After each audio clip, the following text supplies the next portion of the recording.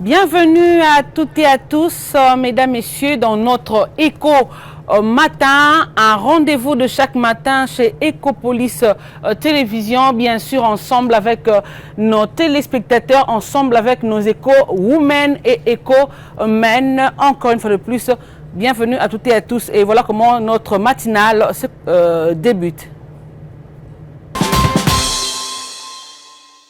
Excellente journée à toi, bon début de la journée, mais aussi bon début de semaine à toi, Claude, de l'autre côté de la régie. En tout cas, les Lopenza, na sentir yo makasi, na sentir yo penza. En tout cas, que Dieu te bénisse encore une fois de plus à nos téléspectateurs, aux amoureux de notre Éco Matin.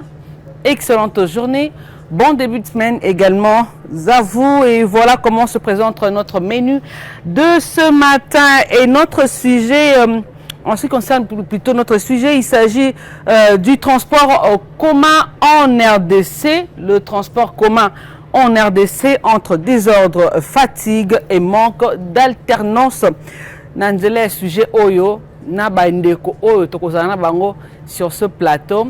Je suis la plus heureuse ce matin. Pourquoi? Simplement parce que, en dehors de mes consoeurs au Tozakana Bango d'habitude, j'ai un autre intervenant de ce matin. Donc, Yewana Azalipeka Moko Nabiso na Ecopolis, mais Ngai, ce qui Madame Arlette Sayambaye, na matinale, je ne sais pas. Ce qui Madame Jetou Bapile Sayambaye, na matinale non plus, je ne sais pas. Ce qui peut, Papa Nabiso Saturnin Djemba Sayambaye, je ne sais pas. Mais pour ma part à moi, ce sera la première fois. Na Yambandeko na plateau. Donc voilà, ça présente Izo Salanga et Sengo Makasi ya Koyamba Mona Mboka. Nabiso ya mobali na kotanga bino kombo na sima na plateau. Alors je parlais tout à l'heure de notre menu de ce matin, le sujet Nabiso atonga lelo, il s'agit du transport en commun en RDC. Surtout na kati ya Kinshasa Nabiso awa transport en commun nini oyo yango esalaka to elekaka ndenge nini journée na nzela na ba transport na biso tozwaka pe elekaka ndenge nini. C'est autour de ça que nous allons échanger ensemble avec mes intervenants de ce matin. Il y aura également quelques réactions à la population, mais aussi nous aurons droit à la rubrique astuces. Na astuce nini, comment décorer une voiture de mariage. Donc mutuka oya izo senga biso pour na libala décoration simple. En dehors de ça, nous aurons également droit à la rubrique découverte des différents moyens de transport ici à Kinshasa. Les différents moyens de transport ici à Kinshasa. En dehors de cela, nous aurons droit également à évasion sur les nets. Qu'est-ce que nous dit cette évasion sur les nets? On nous parle de l'intégration. Donc, on va comprendre de quoi il s'agit exactement. Et puis, aussi, notre bon à savoir, qu'est-ce qu'on peut retenir du réservoir d'une voiture. Le réservoir voiture, ni trop qu'on retenir n'yango. Donc, tout ce qui est na katia, moyen de transport, mutuka, on a bon à savoir, mais aussi pour ceux qui commémorent leur date de naissance en ce 7 juillet, bango P, tokozana bango elongo au travers ya ba photo na bango, tokosepana bango elongo au travers ya ba photo na bango. Dès que le toujours Ecopolis azalaka wana ozana ba photo na yo o ebike il faut leka parce que ozo commémorer date de naissance. N'hésitez pas. Envoyez-nous les photos. Le numéro a toujours été affiché au bas de notre écran. Les numéros, voilà, a toujours été affiché au bas de notre écran, plutôt, voulais-je dire. Et en dehors de la page rose, nous aurons droit à notre gaga. Tokoseka Mwandambo, Elongo, na artiste, comédien, il y a Congo, RDC, et plus précisément, il y a ville, il y a Kinshasa. Je dis merci à la production aux alliés chapeautés par Papa Nabiso Dieudonné Masunda, voilà. yenda simbi production donc ce qui a lobby te ce qui a lobby donc nous avons pas la papa parce que sur la télévision parce que il a coordonné très bien les choses n'a pas également mbote na maman Nabiso Arlette Matondo de l'autre côté de la rédaction, c'est elle qui chapeaute la rédaction Nabiso. Il y a Ecopolis Télévision, sans oublier monsieur Igon Tumba Oxygène et madame Michou et Longa, papa Antoine aussi n'a pessié Mbote, n'a bossante papa Nabiso. Ba mapinga ba policier, autres na ba Katia Ecopolis Télévision et voilà. Nous débutons cette tranche d'animation déjà dans cause d'Angamo Boité. Je fais appel à mes invités. Je commence avec le tout premier invité ou intervenant. Voilà pour lui, pour moi, il y a un plateau invité spécial Nanga. Il s'agit bel et bien de Joël Modiri, qui a toujours été au four et au moulin, de l'autre côté de la technique. Mais aujourd'hui, il vient, s'il vous plaît, intervenir. Voilà, aujourd'hui, il vient intervenir comme étant Congolais kaka.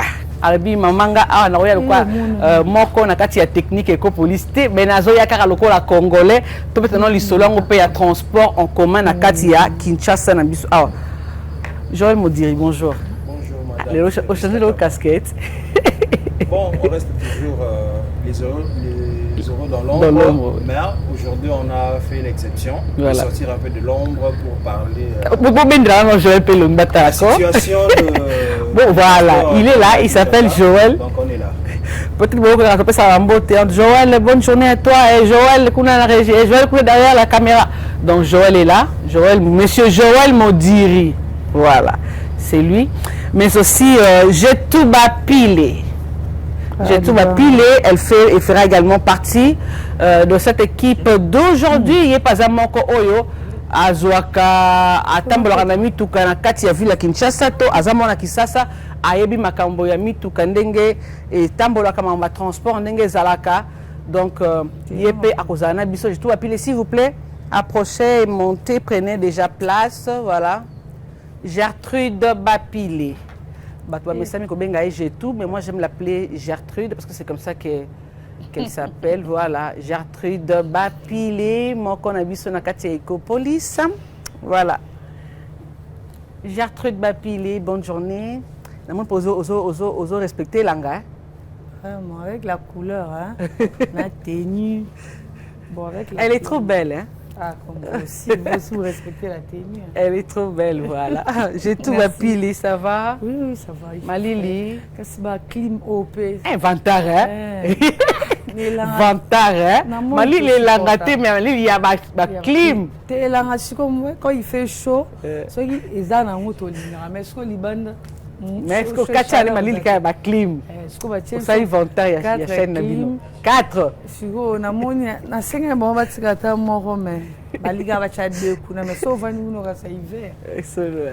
D'accord. Alors, la dernière intervenante, voilà, elle s'approche déjà. La maman des enfants, la tata des enfants, Chacha. Charlie Mundi Chibi, voilà. Elle est habituée à Eco Matin, Nabiso, je crois que voilà, Nabiso reconnaissent quand même ce visage. Voilà, Charlie Mundi Chibi. Bonjour. Bonjour Fleury. Toujours au rythme de parce que nous avons manche longue na Gertrude. Ça ne va pas. Ça ne va pas. Et l'angezo est très très très fort. Même si on peut faire que l'angabino et l'angat pour atter aux gens ma foto pas collater couvrir cac. Bien évidemment, et l'angeza bien. Pourquoi même on a préféré Malili que Moi parce que la chaleur ça étouffe. Hein? Donc ceux qui Malili les a, donc je me sens vraiment à l'aise. Mais ils ont empêché qu'il y a tout. Et l'équipe m'a cassé. Moi niveau. Et l'anga on est avec qu'on a un problème. Et l'anga m'a cassé. Vraiment, c'est ça. Oui, un Congolais d'interprétation. Parce que Mboule Betty, même en période où il ne fallait pas. C'était le 14, j'espère. Voilà.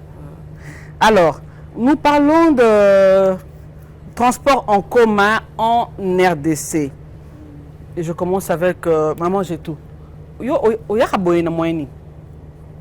Ngazo na moto. Na moto na moto a rotika nina.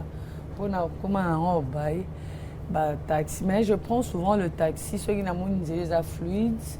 Na rozo na taxi na calmement mais en tout cas na éviter transport pour na bimi na zute.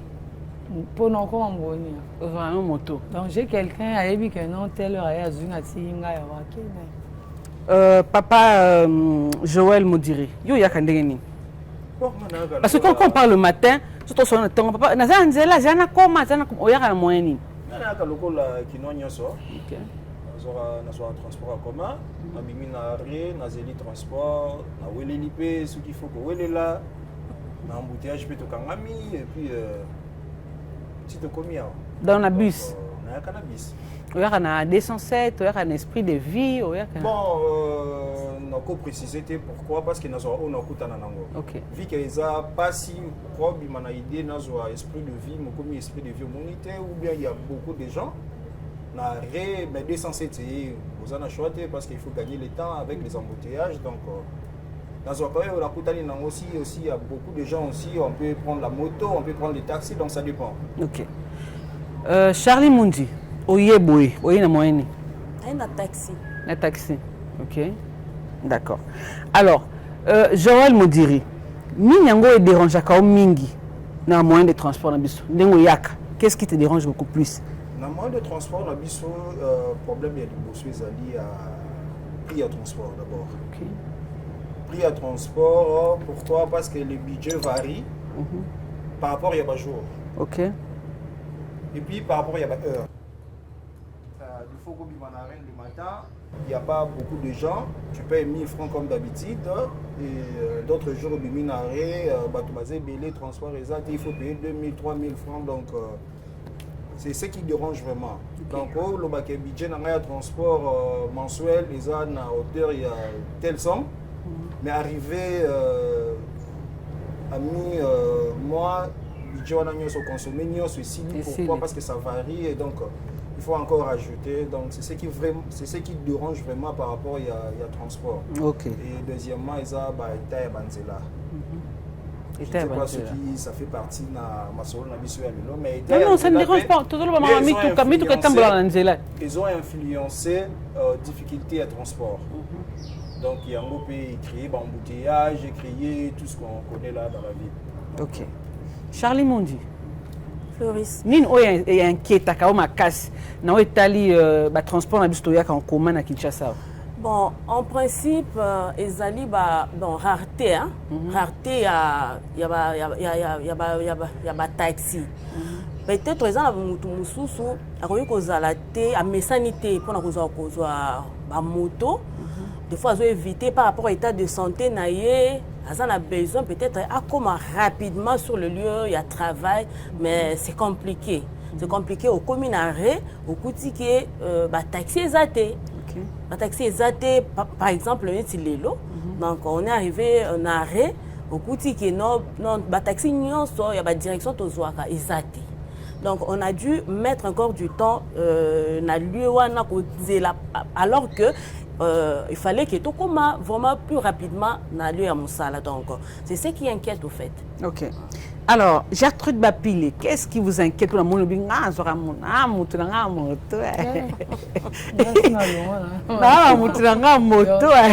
C'est quoi ça la moto? Et là on est dérangé quand on a moyen de transport sur Kinshasa. Ah, on est poussé aux ana moto na yo ya moto. Kasi bilo ko ka ba énumérer.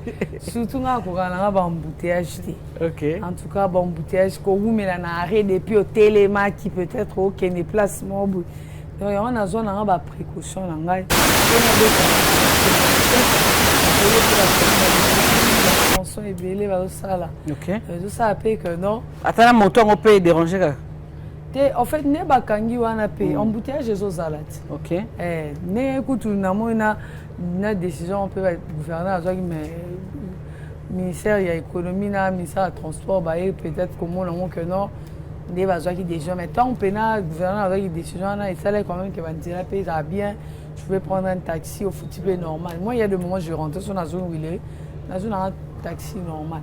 Mais Mikolo yo transport à Congo, ils allaient toujours jour à indépendance. Tellement nzela na Rousseau, ils allaient un peu flou. Bah quitte ici.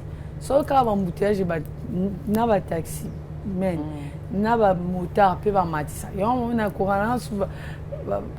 Babylone on a été habité. C'est kakara, n'a lugar mutu moko a royeda parce que na roya surtout ndé. C'est que on a anda.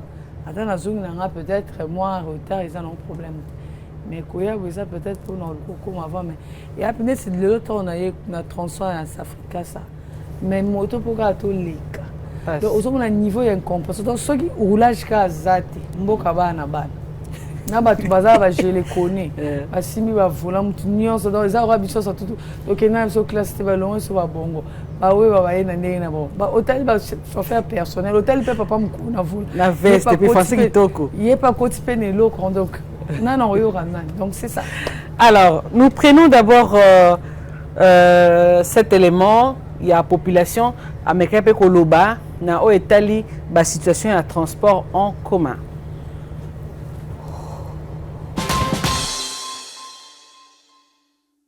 Nous avons ba konzi ba tela biso ba bus de transport to lembi ko souffrir na état o. Imagine un peu ndenge toza ebele vraiment boina arrêt. Et là, comme on ezoya ni transport monté, babis o balobi ke bachela babis biso babis tile lo tozomona babis angote. To bana ko vivre boetikan. Secrétaire général ya ONG Organisation de défense des consommateurs na mokuse ODC a sengi na bakonziba meka kosalela nzela ya mai. Le haut des camions de transport dans le Kinshasa est donc se poser makasi parce que Kinshasa, vous allez ville il y a une et puis, population de commis dans des 12 millions d'habitants, les gens qui ébélés. L'État a dit pour résoudre le problème du transport. Mais, le bus, il y a transport, il y a l'État. Au Sénégal, il y a au Bakissi, au Bakissi, transporteur privé. Et pour résoudre le problème, c'est pourquoi le bus, on a ODC au bandit. Nous avons maintenant l'État. Un méga peut exploiter d'abord autre bien les voies fluviales. Nous avons appelé ça bus pour les monnaies au Congo, mais apparemment l'État a dit qu'on s'allait la côté. Ils ont la possibilité, ceux qui doivent aménager les voies fluviales, les voies navigables, les vallées au Congo. On peut voir ceux qui m'assouent à Topé, rivière, ceux qui Niniawa, Nanji, c'est possible. Et puis des voies ferrées. Au-delà des voies ferrées, tu as capé de routes secondaires et pour permettre de résoudre le problème de transport dans le Mbango. Mokambi ya lisanga ya bakumbi mituka asengi na bakonzi boye. Na mayemata difficulté à transport na kati ya ville province de Kinshasa auto na République démocratique du Congo. Biso en tant qu'association de chauffeurs tozali ko senga na gouvernement na ko salaka ko créaka ba entreprise ya transport rebelle. Pambate boyebi yetu zaina yango moko ya mibale ezali bongo kotala bazali ba particulier ba privé bazali ko sala ko yeba ndenge nini ko subventionner bango ko yeba ndenge nini ya kosunga bango pour que bako kape ko sa sous transport na ndenge ya malamu ya misato ezali likambo etali banzela l'État pe akoka ko yebi ya ko bongisa banzela pe ko tonga banzela mususu pour que mitukeza na facilité ya kotambola. Je pense que soki makambo wana maso tu makoki nde ko yeba ko si sa transport na ville province de Kinshasa.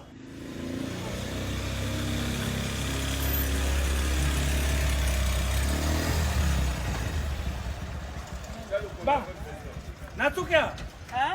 Natukewa? Natukewa ndeni tena ndeni.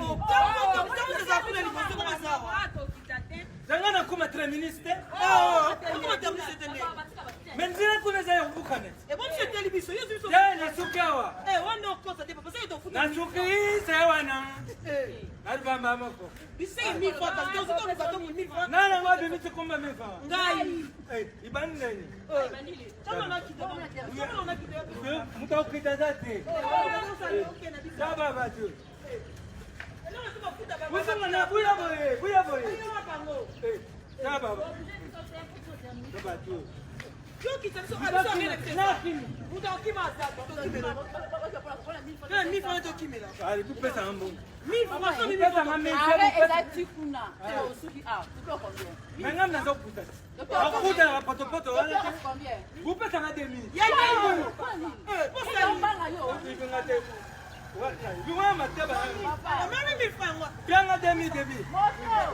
Maman, nakuma kuna te. Nakuma te parce que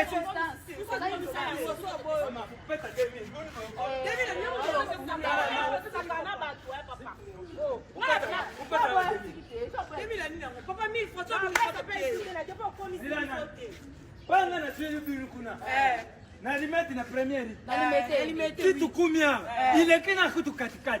Pas besoin de Yangoan.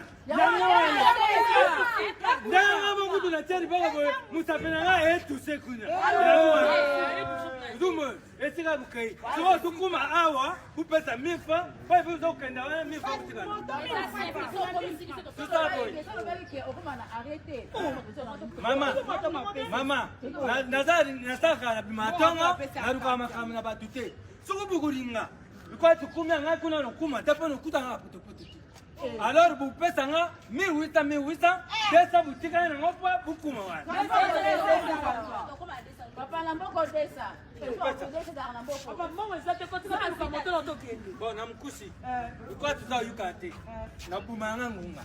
Ils appellent moto, ils coupent tes pinés, ils moite, ils doivent ils moite, ils boucante.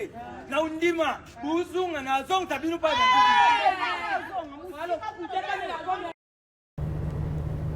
Voilà, Tolandi quand même ces images, Joël Modiri. Namoni na image wana oya liboso, nzela polele, aucun véhicule, mais bateau belé bazo zela. Ezakani yango. Bon, problème wana selon observation, ningi tufandi na Kinshasa na ba milliers de tambola. Selon observation nanga il y a 3 causes. OK. Cause ya liboso eza embouteillage. Image wana ceux qui na talibien eza na changu. OK. Na changu déjà veut. Claire, donc c'est une image à liboso na batebé macadam. Je crois Bitabé ou un truc comme ça. Donc déjà à partir du quartier 1 na entrée Petro Congo il y a bouchon moko ça la marana makasi. OK. Ce qui fait que beaucoup de véhicules et sous qui wana moyen mata de l'autre côté zate pour batu bazo transport ba kitaboé. OK. Wana cause ya liboso selon observation nangai cause ya mibaleza eta ya banzela. Aujourd'hui si vous êtes na commune ngaba rond-point ngaba bato nyonso bafanda côté kuna mituka eyosuka beaucoup plus na kapela ou ezo moye kati sa ba côté za ki kwiti ezake pourquoi nzeleza eza tellement ya kobeba. OK. Parce que bato bazana rond-point ngaba ba wandokozela mituka ezo uta victoire pe ya bwemezo ko maté. Vu que nzeleza ya kobeba ba transporteur ba boyi boko makuna. OK. Mona ke bato na reba ozali belé mituka za mukier. OK. Cause ya misa tu ezali bango mo pe ba transporteur wana ba na maile mabe. Pourquoi na maile mabe? Ba préférera ba sala nzela oyo ba ko matisa prix. OK. Ou ba yebi ke ceux qui tokie koto ba futa 1000 francs. Mais koto ba futa 2000 francs. Bango nyonso mona ba préférer ba kende sika ya 2000 francs. Voilà pourquoi des fois tout le monde a hôtel minaré. Au moins ba transport nyonso yekende ligne moko. OK. Neti ba yokani. Le roi ba yokani donc bango nyonso ba kende koto na mais vous par exemple na 24. Si vous avez 24 na saute moutona au moins ba transport nyonso yekende molar. Mais bato balemba bazawana. Bato ya ba matete bato ya victoire mais bango nyonso ba bela ka molar. OK. Pourquoi c'est que bayebi que molar kuna osala beaucoup de courses parce que ça me pousser à osala ba course et bena on gagner plus qu'il y a kende lemba kende matete ou kende ailleurs. OK. Donc les 3 causes na observé eza yango wana. J'ai tout bapilé. Nzela polele mituka ezate mais OK na kwa msomo mituka lele mais place oyo zela mituka ezate. Oui, nga tellement maman son a vivant on est so nga na samba te na 2 motards na ba pe yana leki donc on a bien ali noté na ben Ismaël donc déjà Ismaël a bien mais on vient na zo po bilo wana le so lo ta o ko suka motema donc on dit que neba nga en fait nga na la mo mbinza mais na kimela ba ko ta mete point mais sinon na za so na OK pas so na ndako. Quand je dois aller à la maison, je dois côté à Nini. Bon, en fait, tout ça, na Grand Mali, tout ça, na météo. Donc, quand je devais aller voir la famille, dans mon hôtel, bon, on a dépensé. Et nous, on a chaque temps là-bas, embouteillage, il y a blague. On a venu que 4 heures du temps. Batu ba non. Mais et puisque imagine toi na zolonga pa na et pas na msusu 5h30 ou 6h. Pourquoi? Parce que kuna ataba osoma embouteillage à moto. Obi kena na moto mais na qui les embouteillage à moto. Na tout le monde pour ça la ndeni. O ka batu soto la mkata ba 4 ya. Batu ba la soute ka fuba la mkapo. Et puis 4 heures à romper. So bini okutaba. Je me soto kena fait mon côté à Konloano. To bini na si ba cousine à toi c'est la 5 heures ba ndo matanda ko ngana zonga na ne pas. J'ai tout c'est la 5 heures, même en 4 heures au monde. Et puis il y a mis devant portail à une place là bah tu n'es si bien d'accord. Mais tu vas là les soutes on a dit sauf que ça li bongoté au comme 6 heures. Au comme nous quitter. Oh, place au comme donc son on va qui OK, on commence 7 heures, c'est qu'on comme à 9 h 10 heures. Et puis il a dit non. Son muta na bon à moto. Bon on a pu en fait côté transport, je ne sens pas trop l'autorité. Okay. Même pour n'a prix, il y a un monter à peine 6 000. Et bon, on s'est fait fier à répondre aussi, même sur l'hôtel 6 000. Donc, on a 6 000 on a choix exact. Donc, aux accords, je dis que non, qu'il y a 6 cas, tu as la 6 000, tu vas souffrir dans le transport. Je vous dis la vérité.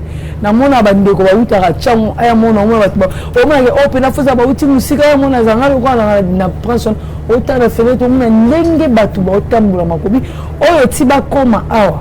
Le roi ban Israël ba obima en Égypte et puis ba message un peu au Sahara ba maboke ya Pauline 11 bonga yo morote olemba to kumba ni bo moi ngu ba so mi mama solo bo bandi ya politique bo sisi bo continue musique ti bo moi mo ka bete ka ndie ko mamukuse mo ka bete so ya to lo wazandu bo si travail to comme quartier maso ce qu'on a quartier ba comme ce ko luka nini ba ozota mo ba depuis zandu Makolo si mettez mon bima nyonso ti quartier et pourtant mutoza na mbongo ni à transport mais azo sala makolo c'est compliqué.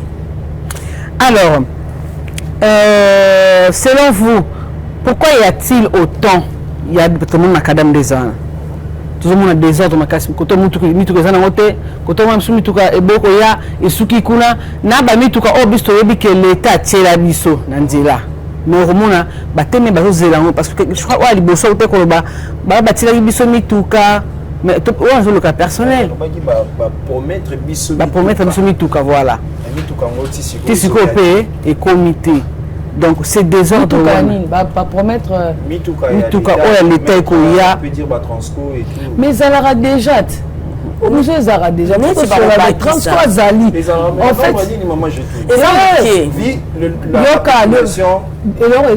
au moins la transco.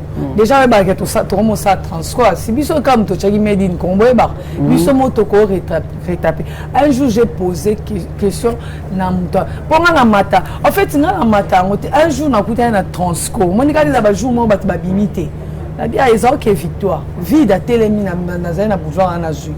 Na tenir la question na bi bon comment ça va demi terrain bino peu comment compliqué azay go sanga le mo lobi ba bus c'est ça sauf que comme la carence ya carburant abi OK ne pena bon na yo mo di aux chauffeur o ya rapé musala mais comme carburant na bus no to yeno ka musala o fa mon ka kozaki siko oh exact que ba bus ya té ils ont connu aussi un problème il y a carburant oh écoute je me souviens un jour Nazaro sona VPM ya lobi ah Baninga bazara soki moi 40 secondes. Beaucoup parce que ça 100 francs BD 100 francs ba futara 700 mais ba bus ezale belé pour ba tubake ba matsa ba prix bon mais biso siko ba préférer zate ye mo ba bi mama siko na ba embouteillage obi ba comment sur net ba ta tchang transport comment soit ka pour matériel et senti non ah ba lui ah bon oui mais au moins so babani neso et comme maro so oya na au moins pour matériel comme des victoires eux da tchang ngune ya somme. Allez, pas baluki. Qu'est-ce qui fait qu'Abaluka wana à sa demi-terrain? Ah, t'as la que non. Il y a tout le monde qui a embouteillage. Ah, on a tiré comme Pascal. Il peut perdre 3 heures. Attends, il y a moko. So que tu bloqué na mako, on peut pas lobby. Mais comme dans la pomme tête. So non que quartier, il faut en avant dans les 1 heure. Au quartier, so au même groupe ma bloqué na 20 minutes pour ça quartier. 15 minutes so pour ça rapide. Moutataliti Kingasa, nous sommes à 30 minutes. Parce qu'on a 3 heures du temps. Et puis, il y a faut que ça s'appelle comme insécurité. Plus un réseau quand tu as boutou, tu nous appelles insécurité. Vaut mieux, il y a tout même 10, tu vas dire que solo le coutet, tu aussi, tu vas tu continues la musique, tu monde, tu aussi, si calme. Au moins, même un ramboula, bah, comme même na royemba. Au moins, on a qui m'a. On n'est pas kenda. Pas de chong, on est sur la gola, tu vas mon bon doute. Et puis, en fait, l'homme se fait poto le bapé, c'est aussi une mentalité chez eux. Au moins, une activité, le matin, dans le stade, dans le pays du peuple. Un jour, on a bissé. On a tout dans quelque parce que on a tout dans on a méga un peu mais puis nous maman transport bozo ah ya ya je te va na changut to me manaka liboki masoma solo ah papa là on te fout à sous qui sont que na wile tout na moto parce que ça m'arrive aussi à poser des questions ngabi pourquoi à un certain moment so bazu moto bosuka msuka quartier abi ya ya puis ba nous na sa changut bino ba 6000 ba limité ba ni bo futana ba linga ka moté ba futeli on et on mona ba mimanaka on mona ba tamboliti première rue parce qu'on a première rue des transcorps un peu au baluka so aboa ki batuna pour matita baluki na première rue à côté à école Saint-Raph là on a plein de tonda na iloko lobi moi je tout sais que tu as un problème na mboko bon beaucoup tu as un problème on a un problème na mboko ce qui déjà bisi ya l'état yé moko ça la demi terrain azo baluka ndo lobi de pont matete Saint-Raphaël la baluki na première rue na so ba transporteur privé bon ça ni ce qui déjà bisi ya l'état y a-t-il pas moyen il y a pour réorganiser un peu dans le sens que chaque arrêt ou bien chaque commune quartier nini ça a transport circulation moi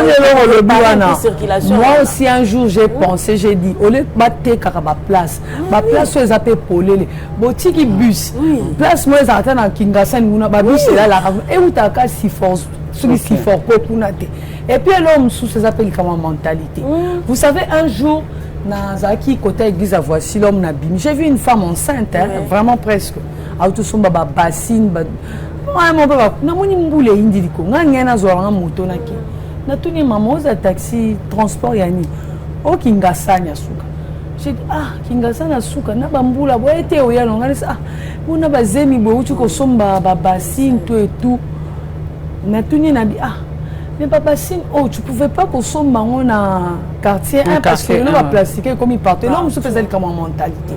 Parce que là, on a fait photo le bilan pour, on a fait mini changu, bazan a problème. Oui, puis le cas répondait, maman, son a sombika ya quartier, on doit se comme moi, on a sur un bassin, outil na quartier. Donc bon, on a zan de luxe. Qu'on a n'engé ba tongel, on a zo banga. Donc hier soir sommi jean. Na quartier un temps sommi na Ingasani. Oh, Babylone, tu sais que comme nous est venu, pourquoi ça a marché? C'était pour alléger, bon, bah, quitter ça. Mais bah, comprenez, Laurent. Il y en a ça, bon, t'as beau tomber, il m'a on zand. Bon, il y a qu'à zand. Ok, maman, je trouve que c'est le très très important. Parce que tout le monde a rabani de qu'on a mis sur le marché de la liberté. Il y a tout là-bas. Mais ce qui peut l'État peut penser, il y a mon Mafoula, il y a Binza, ça a marché moi à mon nez comme ça permettre ils allaient que bail le mois qu'on a bakita. Au moins on a battu Binza par Tosa. Je me souviens. Au moment on a battu mais tiens, tu battu sur Tosa. Je me souviens. Tu m'as dit où toi il faudrait que bassin on a barosé. Mais nous les alcools, c'est la transport et EAT. Si elle va acheter dans quartier, est-ce qu'on a ça la trajet moulay? J'ai tout, tu vois, ça dépend maintenant d'une personne à une autre. Ils ont dit que peut-être on doit croiser la dame là, tu généralises le cas. Non, non, c'est comme. Non, je dis la majorité. En fait, c'est quoi? Ils ont qu'à y monter. Tu vois, on a un bonne année, zan de tonda. Ça le goût de challenge autour na bango baé 3 ans. Ba yote la mninga mo so ma pantalon ya jean. Mais est-ce que lelo bon monte que ba la bato la kisa na ba boutique, lelo goût en ligne comment au kene na ba ba wenzi. Mais muto so ne ka transport pour amona ce qu'on a zandu o ya mbalo tomba ko ino. Donc on a niveau parce que elo ya le bien. Marché de la liberté na côté na so même c'est beau. C'est même plus propre que Zandu, la mission ya kala. Par rapport à prix, il y a eu Sangai. Na tout n'est pas on a bonne année. Zandu normalement, l'État chèque 1000 ou 1500. Et comme 4000. Ce qu'il faut que aller-retour 4000, 8000. Na pris on a soit matisse moi 1000 francs du projet pour faire acheter dans le marché. La question na ça. Et puis au coup t'as sous mboula sous ba obi na mboula na sinotika. Na mboula na Congo te kanga yo transport. Mais transport Joël Modiri, lorsque vous êtes coincé dans l'embouteillage au Salandeni. Lorsqu'on est coincé dans l'embouteillage, chose à la rater. Bon, d'abord ça dépend, il y a Bisikozo Kende, non rendez-vous en haut. Comme le matin, maman, j'étais dans le bail, ceux qui n'ont pas bima, pour naïa, natongo, na bimana, qui n'est natongo. On est toujours pressé pour arriver dans le rendez-vous. Donc, au Kiti, aux 8 transports Moussoso. Mais d'abord, tant qu'on quitte dans le transport aux autres qui il faut payer. C'est ça aussi le problème. Il faut payer. Donc, il y en a le bail au début, budget à transport dans Misso, les autres, ça pourrait être 4. Donc, on prévoyait qu'il 5 000 par exemple pour la journée. Mais on comprend que l'État a fait un journal comme il a 10 000, 12 000, 13 000. Donc, au Kiti, aux 8 transports, ceux qui transportent, tu fais les pieds jusqu'à un certain niveau, place aux autres transports ou bien aux 8 motos.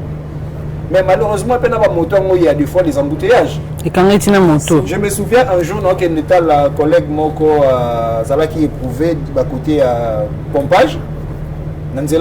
C'était terrible. C'était terrible. Moto place à Kolekeza, même na bato makolo.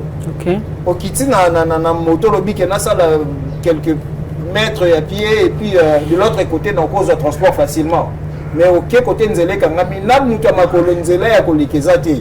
J'étais obligé de l'appeler pour dire que il n'y avait pas moyen donc de heureusement, elle avait déjà les nouvelles que nzele ya Kangama. Donc elle a compris. Mais Monique, même na muto makolo, lobi que na tambola tamakolo na cause de transport liboso. Il n'y avait pas moyen. Il n'y avait pas moyen. Donc conséquence c'est ça que tu vois comme ça na bareta, tu manquer de rendez-vous donc c'est compliqué. Donc vous êtes même par rapport à ça, vous êtes maintenant pour système de à demi-terrain. Yandam. Bon, je ne dis pas ça. Je ne dis pas ça, mais il faut que l'autorité urbaine a s'imposer. D'abord, il faut abongisa banzela et puis nous avons la grille tarifaire dernièrement, je crois en janvier, le gouverneur a signé grille tarifaire Yassika, mais qui n'est pas respectée. Qui n'est pas respectée. Donc, il faut que le gouvernement provincial a s'imposer, à faire d'abord respecter grille tarifaire Wana. Et par rapport à demi-terrain, il faut vraiment revoir. Parce que ce qui est transport, on s'appelle demi-terrain. Transport et ça demi-terrain. Oui, voilà pourquoi je dis qu'il faut le gouvernement provincial à s'imposer. On a un ministre provincial, il y a transport, on a Kinshasa. On ne sait pas qu'est-ce qu'il fait. Dernièrement, j'étais au grand marché, vers 16h, 17h. Je devais prendre l'Emba. 4 000 francs. Alors que le grille tarifaire nous dit les anneaux à l'Emba, c'est 1000 francs. Mais ils ont quadruplé le prix. Il y avait les agents de transport qui étaient là, les roulages sont là. Mais bon, on a besoin de 4000 francs, qu'est-ce qu'ils vont faire? Et d'ailleurs, quand on m'a dit que le transport,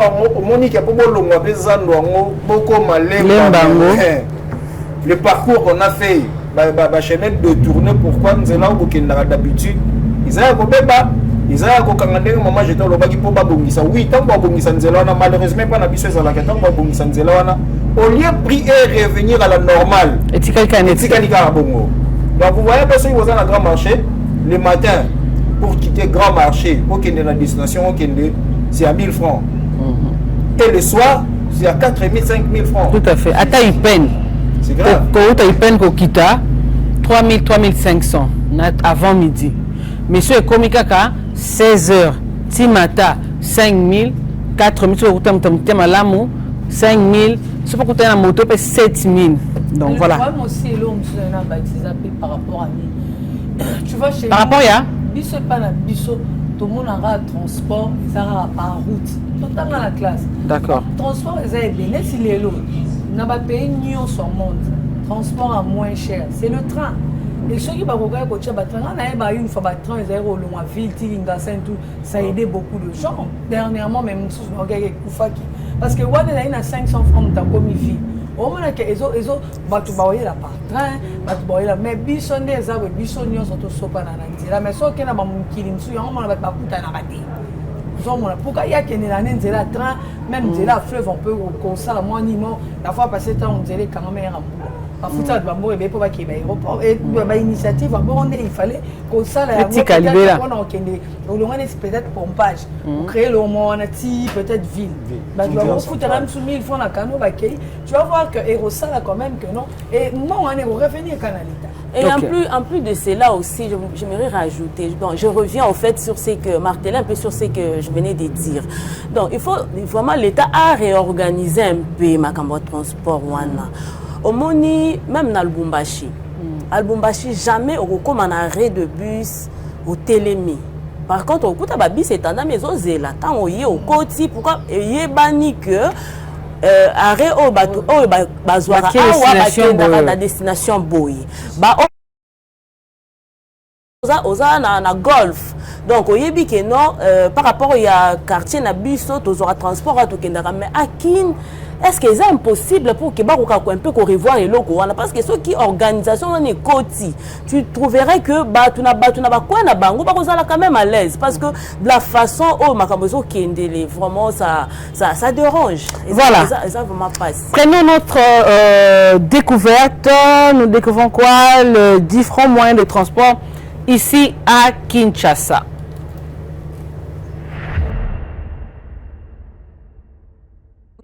Localement appelée Wewa. Kinshasa est une grande ville avec une population de plus de 17 millions d'habitants, et se déplacer peut souvent être un défi en raison de la saturation des routes et de la circulation intense. Dans cette vidéo, nous allons explorer les différents moyens de transport disponibles pour se déplacer à Kinshasa et vous donner un aperçu des avantages et des inconvénients de chaque option. Nous espérons que cette vidéo vous aidera à faire le bon choix pour vos déplacements à Kinshasa. Premièrement, le bus de transport en commun. Le transport en bus à Kinshasa peut être une expérience intense, en raison de la densité de la circulation et de la fréquence des embouteillages. Cependant, c'est un moyen de transport abordable pour de nombreux habitants de la ville. Il existe différents types de bus à Kinshasa, chacun offrant une expérience de transport différente. Les taxibus sont les plus courants et les plus économiques, mais ils peuvent être bondés et peu fiables en termes d'horaire. Certains bus sont souvent en mauvais état et les conditions à l'intérieur peuvent être peu confortables. Il y a également des bus offrant un confort supplémentaire et généralement les prix sont les mêmes pour des bus confortables et ceux avec moins de confort. En gros, le transport en bus à Kinshasa peut être une expérience variée en fonction du type de bus choisi. Cependant, il est important de prendre en compte les aspects de fiabilité, de sécurité et de confort lors de la sélection du moyen de transport. 2. Les taxis IST et Yaris, communément appelés Ketch. L'expérience de transport dans les taxis IST et Yaris à Kinshasa peut être différente en fonction du conducteur et du modèle du véhicule. Cependant, en général, les taxis IST et Yaris sont considérés comme des options de transport plus confortables, et plus sûres par rapport aux autres modes de transport. Les taxis sont souvent des voitures plus récentes et prenant 4 passagers, offrant un niveau de confort supérieur pour les passagers. Étant plus fiables, ils sont souvent utilisés pour des trajets plus courts. Maintenant, il est important de noter que les tarifs des taxis IST et Yaris peuvent être plus élevés que ceux des autres modes de transport tels que les minibus. Il est également important de faire attention aux conducteurs peu fiables, qui peuvent tenter de profiter des touristes, et des personnes peu informées sur les tarifs locaux. En général, l'expérience de transport en taxi IST et Yaris à Kinshasa peut être satisfaisante pour les personnes qui cherchent un moyen de transport plus confortable, sûr, à un prix pas trop cher. 3. Les motos, localement appelées Wewa. Le transport en moto à Kinshasa peut être une expérience plutôt rapide et pratique, en raison de la congestion de la circulation et du manque de routes mieux asphaltées dans la ville. Les conducteurs de moto peuvent se faufiler facilement à travers les embouteillages et arriver à leur destination plus rapidement que les autres moyens de transport. Cependant, il y a des risques associés au transport en moto à Kinshasa, tels que la sécurité sur la route et les conditions climatiques. Il est important de porter un casque de sécurité pour minimiser ces risques, mais ceci est une pratique très rare, malheureusement. Vous devez aussi faire attention aux conditions de conduite, surtout pendant la pluie ou la nuit. N'hésitez pas à dire à votre motard de réduire la vitesse et il le fera sans doute. De plus, il est important de ne pas transporter de grandes sommes d'argent ou des objets de valeur sur une moto. En fin de compte, le transport en moto à Kinshasa peut offrir une alternative rapide et pratique pour se déplacer dans la ville, mais il est important d'être conscient des risques et de prendre les mesures nécessaires pour les minimiser. 4. Voiture privée de location. La location de véhicules privés peut être une expérience confortable et pratique pour se déplacer à Kinshasa. Cependant, il peut y avoir certaines considérations à prendre en compte, telles que les coûts, la sécurité et les conditions de circulation sur les routes. Les coûts de la location de véhicules peuvent varier en fonction de la durée de la location, du type de véhicule et de la société de location choisie. Cependant, il peut s'agir d'une option très coûteuse par rapport aux autres moyens de transport tels que les taxis ou les motos. En ce qui concerne la sécurité, la location de véhicules privés offre une plus grande sécurité par rapport à d'autres moyens de transport tels que les motos, mais il est toujours important de prendre des précautions, telles que verrouiller les portières et ranger les objets de valeur dans le coffre. Par rapport aux conditions de circulation, elles peuvent varier considérablement à Kinshasa, avec des routes souvent bondées et mal entretenues. Cela peut rendre la conduite difficile pour ceux qui ne sont pas familiarisés avec les conditions locales. Il est donc important de prendre un conducteur quinois. Plusieurs entreprises de location de véhicules vous donneront un chauffeur sans demander un coût supplémentaire sur le prix de location.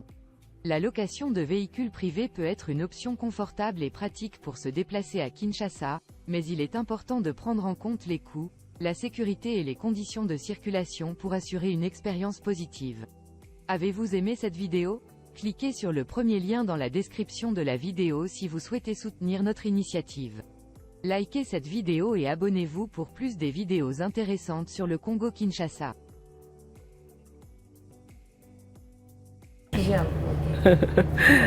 Voilà les différents moyens de transport ici à Kinshasa, mais un petit détail, Gertrude Bapilé.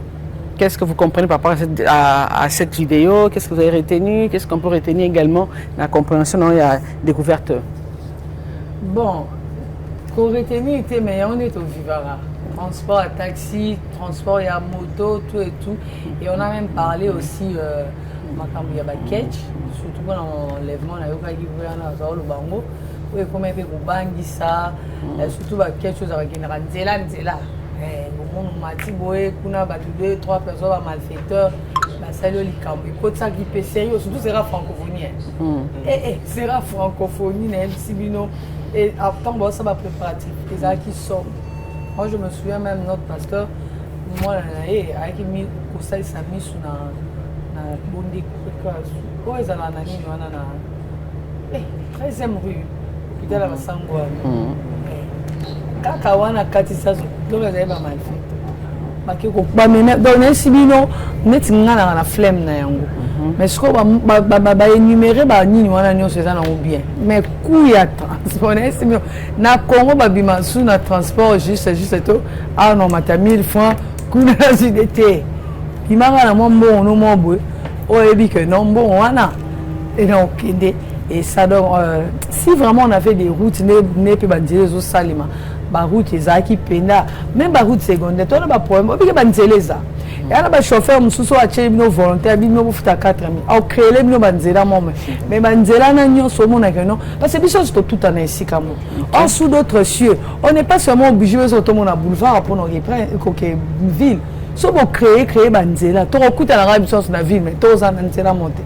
Mais chez nous, bino nyonso outi surtout magasin qui tambo et bandi ko so batu ba outi so lutendel et ni mitendi ba bo na magasin qui tambo o mbinza nyonso magasin et puis comment appelle un magasin ngwa bo bando carbona o bandal tu trouves que to compena faut ça appelle l'homme sous exode rural pe sali en ouais OK exode rural ba difficulté na ba province qu'on appelle on manque d'eau électricité ba infrastructure exacte vie est comme compliqué par on va bika à Kinshasa. Or il faut se le dire, vous savez dans tous les pays développés capital est cher mutavana na Texas mutavana na peut-être na nini kuna na état Utah à foutre à nous différent na Washington d'ici mais ce que biso ba battre capitale ya Mobulu ya rapena Mobulu mutawa préférer habiter tirana va na la province mais so ba maina ba ko ça nous so ba na poto na ba kana ba Paris ba kana ba Belgique je suis à une heure de Paris je suis à une heure de Belgique c'est-à-dire que place à ça il y a tout ils ont cher mais ils ont organisé mais ce problème na biso zandé désorganisation organisation exacte chacun fixe le prix Nandenge naye, mutumu taocha pris nandenge naye alors que l'autorité urbaine. Mais quand on n'a pas construit, yebisanga, yomo l'État, ou faible, tongité peut-être. Ce que yo sont organisés. Déjà là on a le bibo. Ce qui met, j'attendais ba Congo central les sawana. Les ana ba et moi ben infrastructure les ana. Yebisanga so m'amener ces ana Congo central. Tu vas envier Kinshasa pour venir faire. Ce qui nous Lubumbashi, quand ça y oriental occidental tongami ba na ba biloko nyonso. Azan hôpital ana école à bien infrastructure azan m'amener aéroport à cause avion depuis poto qui allons soit à Kinshasa ça va pas peut-être tout raison mais il y en a pas si quoi bah on a Kinshasa né comme on est moi poto à Kinshasa aussi la capitale la vie a toujours été difficile y compris des communes aussi il faut se le dire pour ndako efuta na lingua les années monter futa na babumbu efuta na zemba ça sera aussi différent na son soit na téléphone sona ce qui l'état tchaki mbatunyo sona standing moko ya biso to na muto na vana na Belgique mais so tourner au Belgique au Bruxelles je suis à une heure de Bruxelles parce que place à une heure de Bruxelles la temps à émission soit zuga tram au train en ça nega 10 minutes à Zanayo mais si ko biso sigo on va na peut-être Claude pas ya bon ya Claude a dit maintenant ma casse faut ma 4 heures Joël Modiri par rapport à la vidéo Fleuris oui par rapport à la vidéo totali ndé madame Gertrude Dalobi ils ont moyen to mesana nango yango to tambolaka yango to utilisera chaque jour mais fort malheureusement tout le monde était balobeli transport filial balobeli pe ba trainte alors que na Kinshasa awa ba transport de masse ko aider bisonde yango wana total qui Jeux olympiques il y a Paris na France parce que le lancement ya Jeux olympiques na Mai la Seine qui traverse la ville de Paris. Basali yango na stade mais basali yango na Mai. Pourquoi? Parce que les fleuves où ils ont traversé Paris, ils ont canalisé ça pour bâtir un moyen de transport. Tout le monde y lancement à Jeux olympiques et ça les met na katsa Mai. Pourquoi? Parce que va travailler de façon que et permettre même aux Français de se déplacer. Mais biso tu as arrivé en Chili. Tu as arrivé en Sele. Fleuve Congo ezali. Bako uta je ne sais pas l'utendele ou bako uta pompage mais na fleuve bako ya centre-ville facilement. On sait que la fleuve de l'autre côté ça navigable était mais le gouvernement zelani ne peut pas travailler en mot. Dernièrement na utako landa si je peux dire votre confrère ou bien notre confrère Christian Lusakweno qui a parlé avec Alobi Bazaki a interviewé avec les Belges avant même l'indépendance Belge Bazaki a projet à rendre navigable Kinshasa Matadi. Il y a un projet qui est là mais le gouvernement n'a pas besoin pour exécuter un mot et ça va permettre en sorte que fluidité il y a tronçon nous avons pompage nous avons Mimosa. Amati na kano rapide ya komi na centre-ville, la gare centrale. Après que même au-delà, que Maluku. Parce que fleuve yango est ti Maluku. Donc c'est facile. Yango matiti eke likolo ba maindombe tout ça. Comme on parle Ondundu Kasai. Même tokolo donc vous voyez que facilité mutalungwe pompage directement ti Maluku. Azan a besoin de un magasin, moi j'ai tri dans le bidon. Même les trains. Nakala to yeba ki train to wanda ko benga train ya masina. Ngana mata train na kisasa na ke luzizi là. Et ba train qui wanda ko kende luzizi là même ba train ozo kende Kitambo magasin gare centrale. Il y avait des trains mais ba train on a nyoso. Ba train on a nyoso, il y en a plus. Donc na Kitambo magasin place oyo ba clôture on a très espace on a très akana ndo fongo la tombola place wana ba taxi qui ndra Willery qui ndra magasin et pardon qui ndra Bandal ba bus qui ndra Victoire et ba no telema wana ba no tel bloc lia wana bilamba place wana to la to la muki pou ba buki ba wino ezanzela train ce qui est vrai on appelle raisa wana et le ki wana et participer makadam na juste magasin penza babuka wana ba clôture do babuki te babuki lo ba to tek ba mesa ba clôturer yango pe ne bandeli ba kangi yango peza ni bandeli wana bah ici bisono bazozongisa rail bazobongisa pour train il faut zonga batu balongwe arrêt bispe longwe wana. En tout cas, quelques temps après, et mais je pense même pas que c'est les 5 mois, 3 mois, 4, 5 mois, je pense pas. Tout le monde sous na balaba est-ce que tellement que belé mi tout que belé et ça les souté. Oh bakewa bazon kana le pangwana. Ils ont même cassé des maisons, babi ba ndako ba somba bisika bato. Ya na kasa le pango wana ya onatra. Babuka tout ba maison, tout babuka arrêt longwe tout ba wonzi et longwe. Et tikali vite enfin. Donc ça va train de les zonga mais baton bazong suka na kati ba clôture en penza ngambo e banime ba taxi donc ils ont fait na arrêt ya mobimba ba taxi ba bus tout ba moto tout na kati oui magasin kitambo ils ont na kati wenze zongi susu makasi ko le friperie qui toko place wana. Madame Fleuris wana kutu na golo beza et le côté pourquoi na biaisé le côté parce que soko ke le lo na kinga bois vers poids lourd na onatra mais et comme il va n'a pas battu bara union ce sala qui on a biso to anek bana miki to kende ko sakana na bazamba wana parce que na bara wana ezaki mo bazamba bo sakana bozo sala ba cash bozo beta balé mais le lobby sikana nyonso na bara wana nyonso comment banda ko battu OK bat bakuma ofanda train ko le kawapi OK il y en a plus donc là il y a train ils a négligé na Kinshasa alors que train déjà na tour comme plus de 2000 3000 personnes. Et qu'on dégager boulevard Lumumba et qu'on dégager même boulevard du 30 juin, ça va faire en sorte que bateau ba ok ndemisala base na facilité. Il y a mais malheureusement transport wana de masse ne ba benga rango isa négligé na Kinshasa. Donc si le gouverneur Bumba avec le gouvernement central parce que ça demande beaucoup de moyens. Pour réfléchir vraiment, c'est la biso train urbaine, ça vraiment bien, ça va vraiment nous aider. Merci beaucoup. Nous prenons une autre plutôt rubrique bon à savoir. Donc, Évasion sur les net va nous attendre, va patienter un tout petit peu. Nous prenons bon à savoir ce qu'il faut retenir du réservoir d'un véhicule.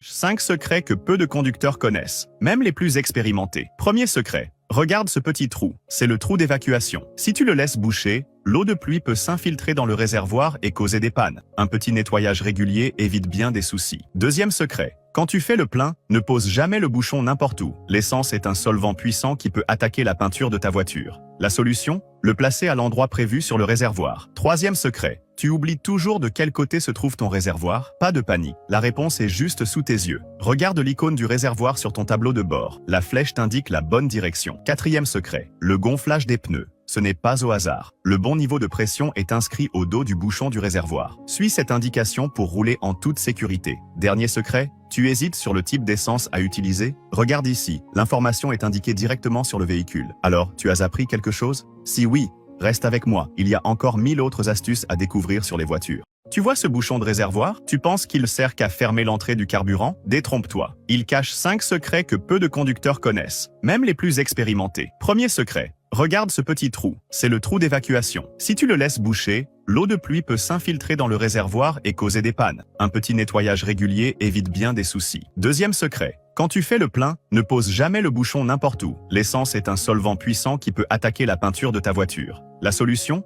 Le placer à l'endroit prévu sur le réservoir. Troisième secret. Tu oublies toujours de quel côté se trouve ton réservoir? Pas de panique. La réponse est juste sous tes yeux. Regarde l'icône du réservoir sur ton tableau de bord. La flèche t'indique la bonne direction. Quatrième secret. Le gonflage des pneus. Ce n'est pas au hasard. Le bon niveau de pression est inscrit au dos du bouchon du réservoir. Suis cette indication pour rouler en toute sécurité. Dernier secret, tu hésites sur le type d'essence à utiliser? Regarde ici, l'information est indiquée directement sur le véhicule. Alors, tu as appris quelque chose? Si oui, reste avec moi, il y a encore 1000 autres astuces à découvrir sur les voitures.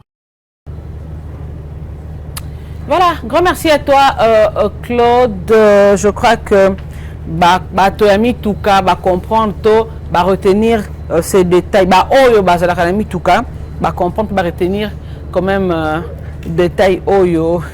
J'allais dire quelque chose, je crois. Madame Michou à comprendre les détails oyo peut à retenir par rapport à réservoir naïe. Alors, à part notre bon à savoir, qu'est-ce que nous avons encore comme rubrique astuce. Astuce, nous allons découvrir tout de suite.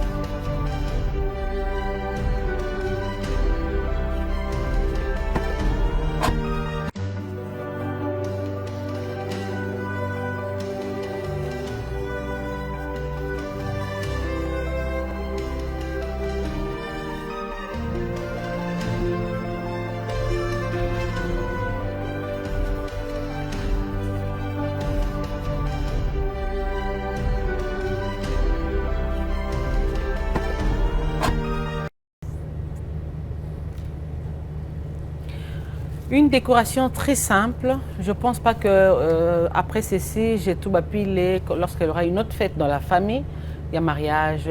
Il faut qu'il décorer parce que. Pardon. Et ça, l'homme soit tout et ça m'a et c'est un biso kate que mutu faut que ça elanga yango. Surtout nous en tant que les femmes. Nathalie, cette décoration, elle est tellement simple que on a pour ça qu'à mutu ko ça elanga ngote. Ça y est colipé, faut aller gamoyer quoi. C'est tout la on a muta muke kutu. Quand on a ça la tu as compris que donc on a noué en boyer et puis on a côté fleur nanga. Sur ça on a 4 portières non ça suffit efsili. Mutu que comme décoré. Et la mais mutu là on a simple mais faut vendre un peu du toro boy ko ça ne tu sais mon ça bon ça ne te pour ne bima bongo. Non tout ça prend mutu pesa makam non ya ba plus tout ça prend. Aux autres remarqué oui exercer plus depuis que congolais non to vivre na stress à ma case. Toi mbora monde na ça va tu so la mina ton 6 journées pesa nzambe mais na Congo ka. Stress à transport. Ko yo kanga biso na bano kanga ba eza na ngona ko kanga ni mais mais ce qui est vrai, bah il aura toujours tina souka non. Ils na biso ko liso za lo ro sala te mais so za ba problème so no kanga ni elsa bobinga ka ba ta décoration pas na rope ça peut être moi idée Natala qui n'a pas besoin. Pour nous, c'est pas besoin de mon bon thé. Tant qu'on bien peut décorer, pas besoin de mon bon côté. Voilà, c'est très beau. C'en est fini pour cette rubrique astuce. Place à la page rose. Voilà. Place à la page rose déjà. Nous souhaitons une excellente commémoration de naissance à toutes les personnes. Oyo, Botama, un certain 7 juillet, Baza et Belé Awa. Je souhaite également joyeux anniversaire à Belleville de la part de Fouassa, Fortuné Fouassa. Voilà. Joyeux anniversaire à Belle-Fille de la part de Saturnin Fouassa. Et aussi, joyeux anniversaire. Fortuné, tu vas parler des Saturnés. Non, je dis Fortuné Fouassa. Fortuné, pas Saturné. Fortuné Fouassa souhaite joyeux anniversaire à Belle-Fille. Voilà. Willou, Belle-Fille. Donc, on a dit Belle-Vie. Non, Belle-Fille. Willou, joyeux anniversaire à toi, mais aussi joyeux anniversaire à Floris Katamba de la part de Ecopolis Télévision. Et c'est parti avec cette page rose.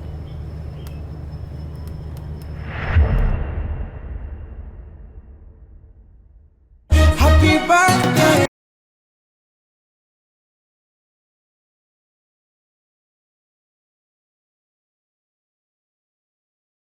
Happy birthday.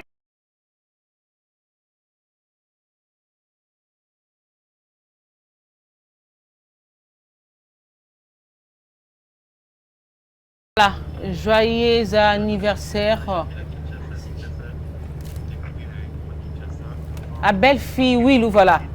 Joyeux anniversaire à belle-fille Willou de la part de Fortuné Fouassa. Que Dieu te bénisse, qu'il t'accorde des bonnes choses, qu'il te renouvelle nuit et jour sa bonté divine.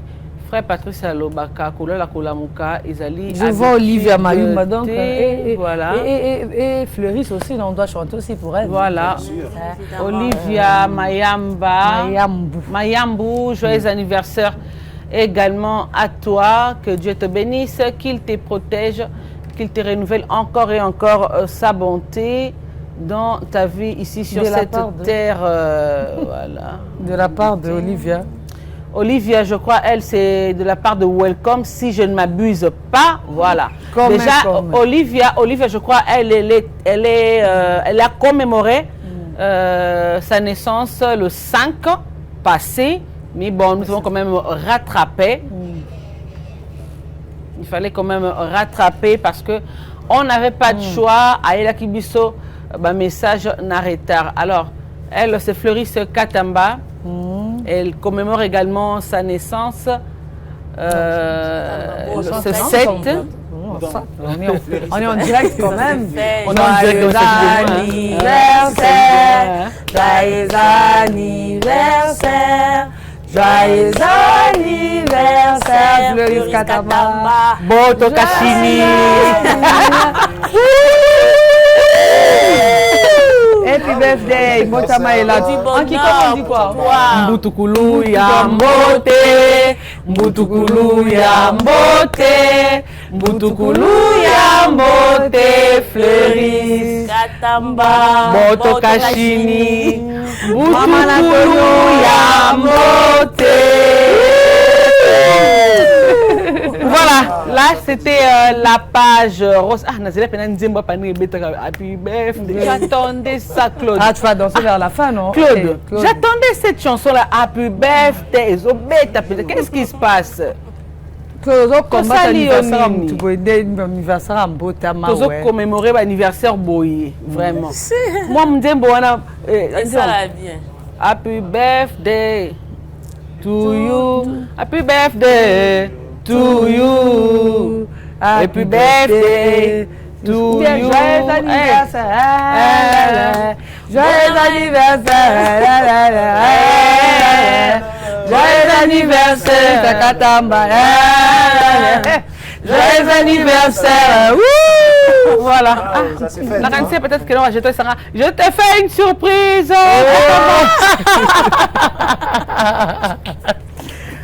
J'attends mes cadeaux, hein. J'attends mes cadeaux. Madame Arlette, j'attends mon cadeau. C'est un téléchargement. Un téléchargement, donc. Madame Michou, j'attends mon cadeau. Papa Antoine, j'attends mon cadeau. Surtout Papa Antoine. Monsieur le coordonnateur, Masunda, j'attends mon cadeau. Monsieur Neville, Ngoutou, j'attends mon cadeau. Qui d'autre? Nasser. Nasser. Nasser a le cola. Baki Obala.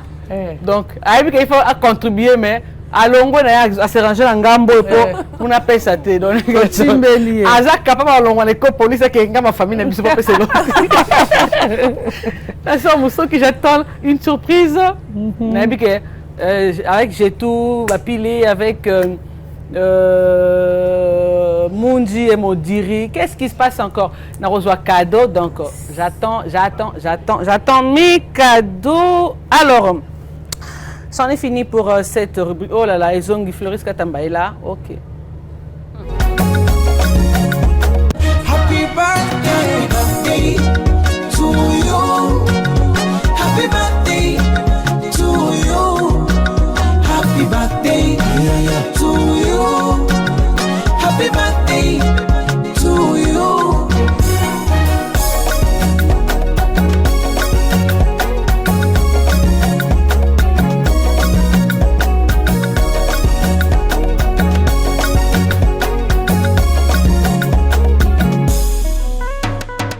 Sinyugi pombe leo ntalewa, niwape shombe walochelewa, zikinipanda monde nitapepewa, pembe la ng'ombe au malewa, ila usifoge kusema asante baba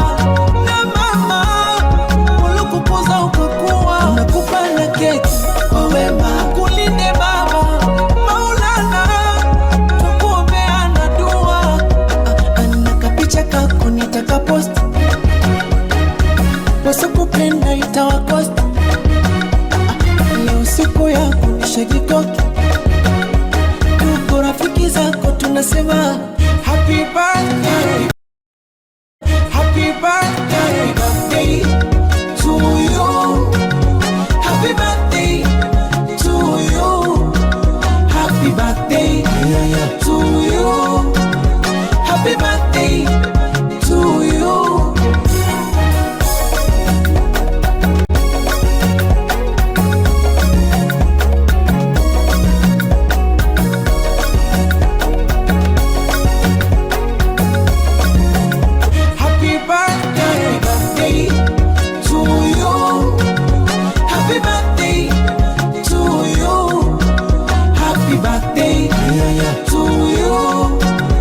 Happy birthday to you.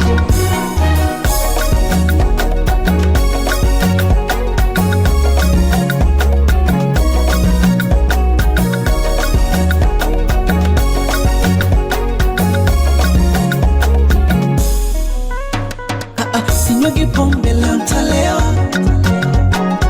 niwape shombe walochelewa, zikinipanda monde nitapepewa.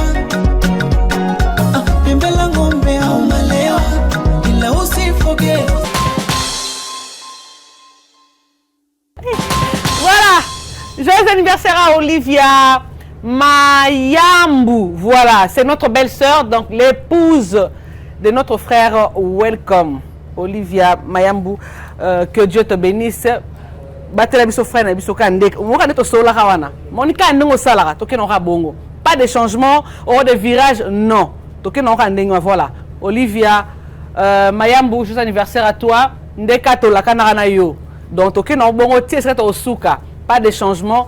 Notre belle-sœur chérie, donc l'épouse de Welcome. Voilà, que Dieu te bénisse. Welcome. Atamalinga Kango. Wana Claude. Wana Claude. Voilà, je crois que notre écho matin touche déjà à sa fin.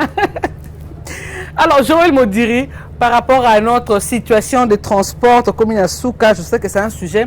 Oyo, s'il faut qu'il y a peut-être toucher d'autres angles, toucher, mais moi, vraiment, par rapport au transport en commun, il y a vraiment beaucoup à dire. Okay. Il y en a vraiment beaucoup. À mon vidéo, moi, de temps qui a avec notre artiste Isobé. Isobé, oui. Vidéo on est le bien belé hein. Je me souviens vidéo ya Isobé. Je me souviens vidéo ya Isobé Oyo. Ayena ba client atalika nzela ndenge ezali soit embouteillage abi non moi na continuer sur ezalité na sukia mais beni makele parce que moi également ba sala biso ngo déjà bon on va y revenir après on comprend d'abord cette image là cette vidéo là et Isobé avec ses clients asuki si bango na nzela je crois qu'il y en a deux mais ouais asuki si bango na nzela.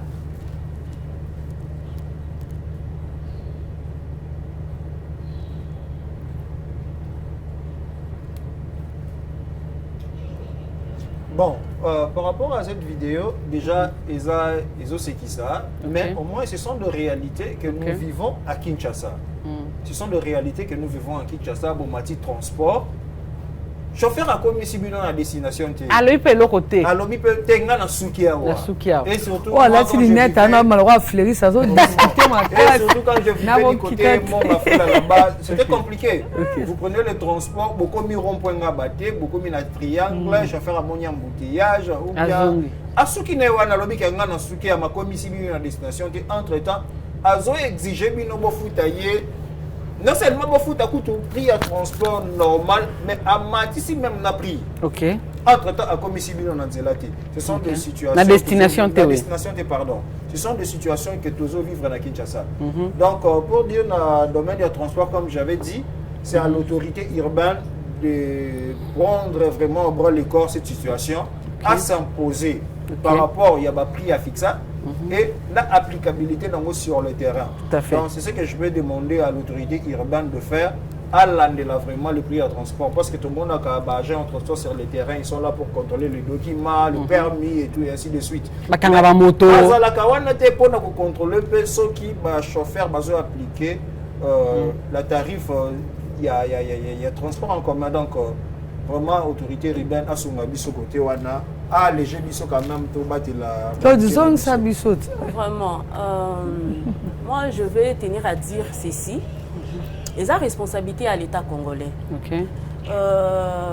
Je pense, je crois, j'ai tout à Koloba précédemment. Elle avait évoqué quelque chose partant dans le sens, il y a exode rural. Okay. Exode rural, balongo na ba province, ba na Kinshasa parce que bazo kuta ke kuna bazo la satisfaite dans ma condition de vie. Tout à fait. Or, l'État a la responsabilité, il y a le recensement, il y a la population, c'est ce qui se fait même pas. On a évité ce qui est recensement et ça, les marathons et ça, les macala. Or, c'est quelque chose de très important, de très capital, parce que les pays où ils allaient organiser, ce sont des pays où à chaque fois, il y a déjà le nombre de population pour que le budget soit en place pour décompter la situation ou bien la situation est difficile ou est impossible à décompter quoi. Donc l'État vraiment il faut s'y mettre. Vraiment, ma responsabilité en main pour nous parce que c'est quelque chose où ils allaient vraiment compliqué. Mais quand réorganiser un peu le transport en commun dans la ville à Kinshasa, c'est possible. Gertrude Bapile.